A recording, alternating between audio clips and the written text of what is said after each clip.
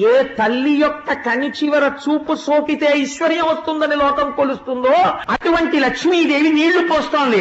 సమస్త బ్రహ్మాండములకు ఆధారభూతుడైన కృష్ణ పరమాత్మ కాళ్లు కడుగుతున్నాడు. శిరస్సు ఉంచి ఆ నీళ్లు తన కిరీటం మీద తల మీద చల్లుకున్నాడు. రుక్మిణీదేవి తల మీద చల్లాడు. అక్కడ ఉన్న వాళ్ళందరికీ చల్లాడు. చల్లి, అయ్యో స్నేహితుడా ఎక్కడున్నావా ఇన్నాళ్ళు, ఎంత అలిసిపోయి ఎలా వచ్చావు, ఎక్కడి నుంచి వచ్చావు, అంత దూరం నుంచి వచ్చాను, నిన్ను చూడ్డానికి ఇంత దూరం వచ్చావా, అయ్యయ్యో కాళ్ళు ఎంత నిప్పుంటాయో, చెమట పట్టిందేమో, అదిగో చూసావా ఒళ్ళంతా ఎంత చెమటలు పట్టాయో అని గబగబా ఆ గంధం తీసుకొచ్చి తను లేచి ఆ పళ్ళెంలో ఉన్న గంధం చేతి నిండా రాసుకుని, ఏది ఆ ఉత్తరీయం తీసి అని చెప్పి ఆయన ఒంటి నిండా గంధం రాశాట. ఆయన ఒంటి నిండా గంధం రాసి ఒక విసినికర్ర పట్టుకుని, ఏమిటా చెమట్లు కుచేలా, ఎంత కష్టపడొచ్చావో అని విసినికర్ర పెట్టి కృష్ణ పరమాత్మ నిలబడి విసురుతున్నారట. విసిరి రుక్మిణీదేవిని పిలిచి, ఎవరనుకుంటున్నావు, నా బాల్య సఖుడు, ఇద్దరు